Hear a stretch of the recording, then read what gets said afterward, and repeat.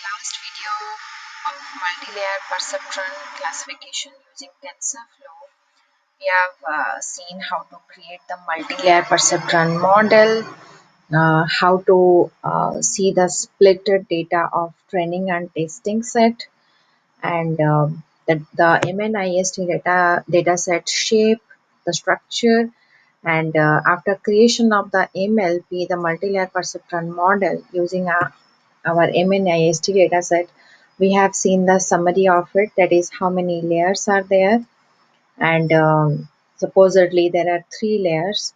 The first layer to be flattened, then the next dense layer to be created with 100 nodes, and the output layer is supposed to have 10 nodes to have 10 outputs, basically the digits from 0 to 9. Now let's see how to compile the model. To compile the model, there is a compile function to be applied on the MLP. You need to write like this: mlp.compile. There is an optimizer determines equals to Adam, so it determines how the weights inside our multi-layer perceptron of how the weights get updated, and it will be based on the Adam optimizer. Then next comes the loss function. So loss function is actually a measure of how well our neural network predicts the target values. Okay, and the parameters are updated in a way that minimizes the loss function always. And here we are going to use the sparse categorical cross entropy, which is most specific for or appropriate for the categorical target values. And here the target values are, all of them are represented by the number, and there are more than two categories. Then the metrics based on which we are going to evaluate our model during training and testing, it's based on the ACC or the accuracy.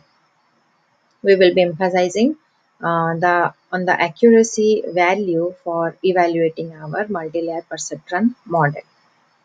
Now next comes the step, that is training the model. So to train the model, we will use the fit function. So always the neural network models are uh, trained using the fit method. And here epoch, if you may remember that epoch is a learning cycle that involves using all training samples to update the parameters, and those parameters are nothing but the weights and biases used in multi-layer perceptron. And here the goal is to minimize the loss function. So what is loss function? We will come to that. Usually what happens, the number of epochs, it should be high, and the stopping should be determined based on the validation accuracy.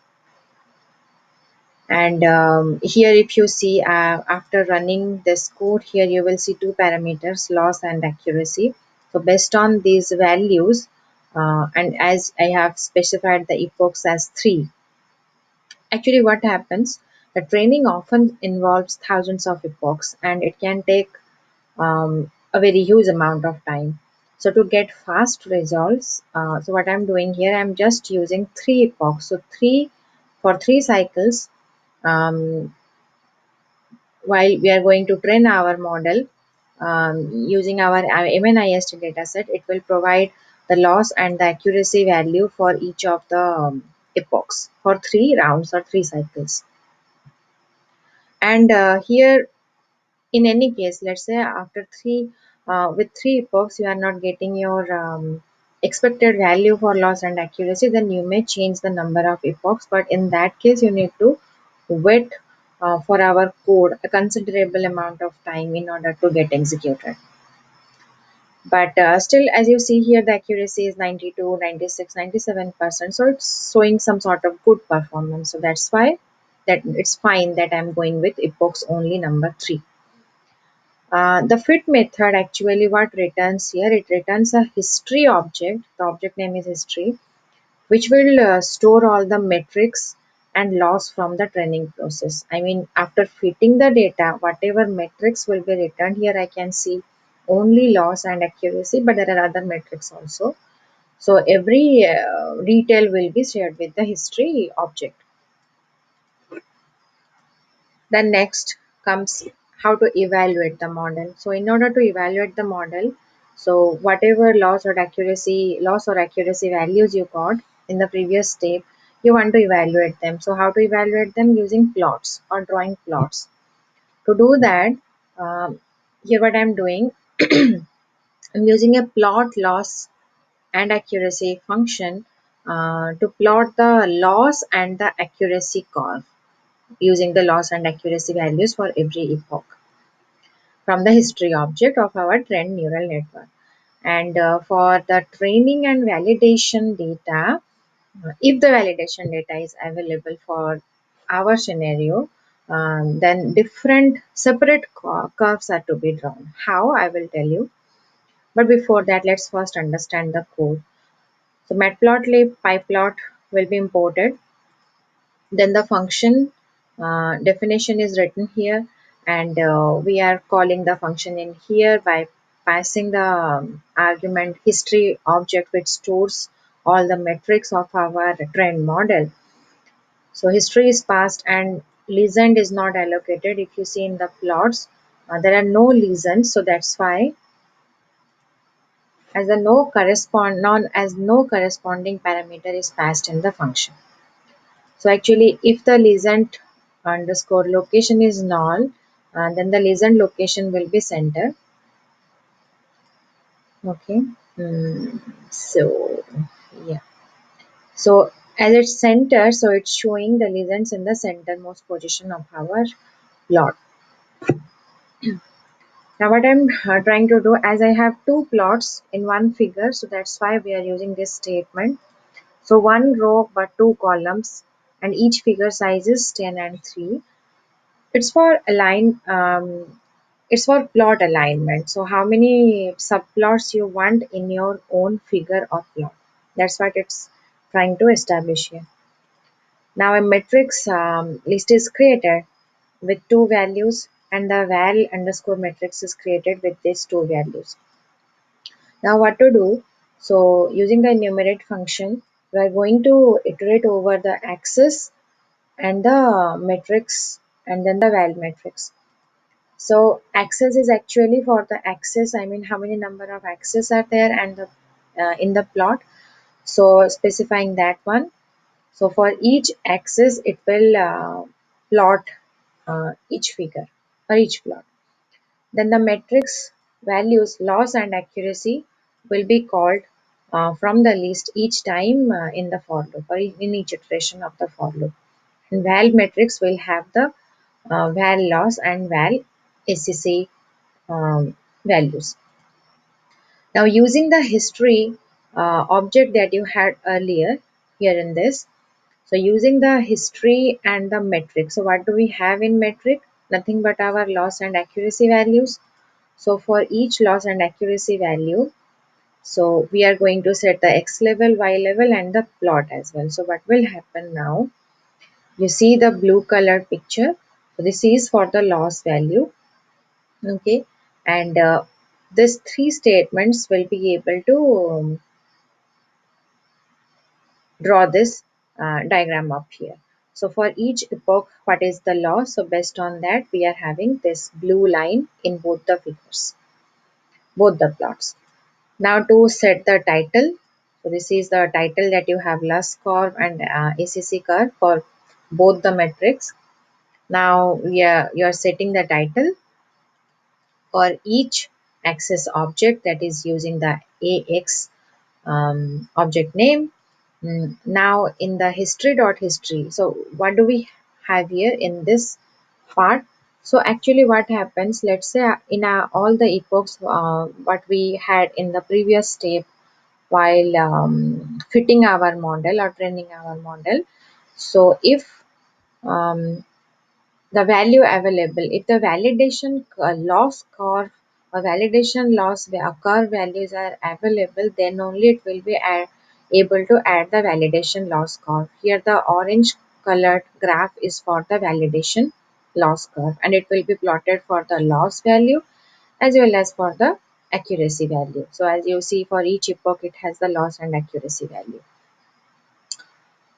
So for that part you have this if statement up here. If you will have the validation loss values, then only the orange part will be plotted. If not, um, if if they are not available, then this orange plot will not be present here in the plot. Now to add some space in between the plot, we are going to have this statement, and this is the function call. So see what happens here. So we have two curves.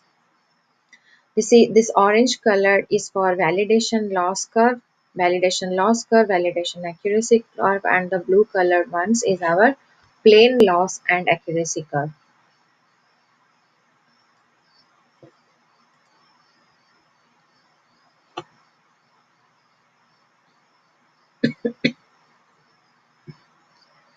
So during actually what happens during training, we can include the validation data set that is being shown in the orange color graph here, for which loss and accuracy will be determined. So if the loss decreases for training but not for validation set. So if you see the validation loss curve is on the top, while the plain loss curve of the training data set is here decreasing in this way. So this means you are overfitting the data. Okay, and overfitting is not good for our model. And in a similar way, if the accuracy increases for training but not for validation set, so where validation set is decreasing while the training accuracy curve is increasing, so this is also overfitting situation. So in order to avoid that, what you can do, you can fit the model again using the X trend and Y trend, and rather than using 3 epochs, we are using 5 epochs here. And validation data set is used for X test and Y test. And these are the 5 values you will have for 5 learning curves, learning cycles for 5 epochs. And these are the loss accuracy and evaluation loss accuracy values as well. To plot again these values, what we are going to do, the location is set to the right for the legend, and this same function will be called up here, and the whole thing will be executed again to give the curve in this way. Okay, so you are basically having same type of answer or output as of the first output. Both are similar. Now to evaluate the method, let's do one thing. We are going to use a method evaluate using the test set of our X and Y data set, and here an argument verbose is used, and it's set to 1. So what happens here, that if we want to evaluate, you will get the loss and accuracy of our test data set, actual loss and accuracy, which is nothing but just the accuracy I'm trying to print, so which is 97%. And so now you can see that on the top, here also accuracy is 97%. So it's far more better. I mean, out of 100 you are getting 97, so it's not bad. Now the next thing is to make prediction. So in prediction, what do we want to do? We want to predict the target values. So the target values are, so to do that, we are going to use a predict method which will predict the outputs of the neural network, and it basically predicts the digits 0 to 9. So for 3 rows, you have the 3 parameter and the round parameter, and it will give you the prediction for all of your digits. So as you see here, for digit 1, you have 1 accuracy here as 0.999. For 2, you have some prediction, and for 7, you have some prediction. So we have 1, 2, and 7 to be our predicted classes. To see them, just use this statement, and it will give you what are the predicted digits that you got from your model. Okay.